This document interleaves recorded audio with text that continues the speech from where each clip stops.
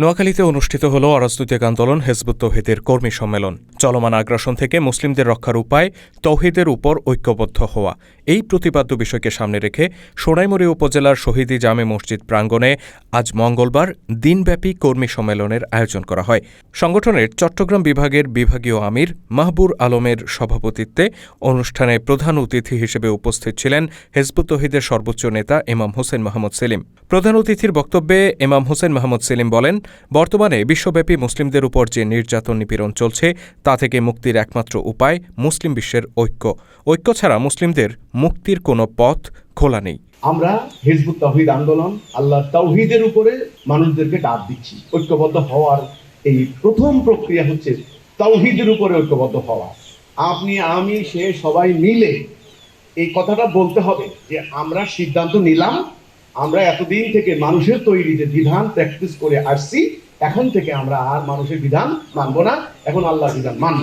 এই কথার উপরে আপনি ঐক্যবদ্ধ হবেন 5 দফা কর্মসূচির ভিতরে। তিনি বলেন, মুসলিম জাতি বর্তমানে নানা ফেরকা মাযহাব ও দল উপদলে বিভক্ত হয়ে নিজেদের মধ্যে রক্তক্ষয়ী সংঘাতে লিপ্ত রয়েছে। এই বিভক্তি মুছে দিয়ে তৌহিদের ঘোষণার উপর তাদেরকে এক হতে হবে। লা ইলাহা ইল্লাল্লাহ অর্থাৎ আল্লাহ ছাড়া কোনো হুকুমদাতা নেই। তৌহিদের এই ঘোষণাই হতে পারে মুসলিম বিশ্বের মুক্তির মূল মন্ত্র, এমনটাই মন্তব্য করেন ইমাম হোসেন মাহমুদ সেলিম। নবী করিম সাল্লাল্লাহু আলাইহি সাল্লামের টাইমে লোকের ঐক্যবদ্ধ হতো কি?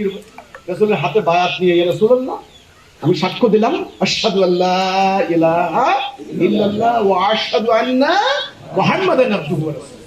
আপনি আল্লাহর রাসূল, এটা সাক্ষ্য দিলাম, আমি আল্লাহর বিধান ছাড়া কারো বিধান মানব না। বাস, রাসূলুল্লাহ হাতে। এবার রাসূল যা বলছেন তার তাই করতে।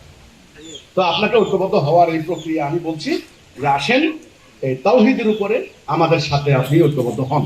উপস্থিত নেতাকর্মীদের উদ্দেশ্যে সংগঠনের সর্বোচ্চ এই নেতা বলেন, হিজবুত তৌহিদের এই আহ্বান মানুষের ঘরে ঘরে পৌঁছে দিতে হবে।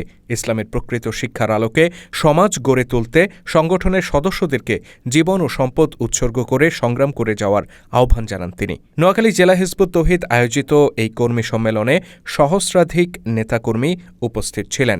পুরুষদের পাশাপাশি নারী কর্মীরাও এতে স্বতঃস্ফূর্তভাবে অংশগ্রহণ করেন।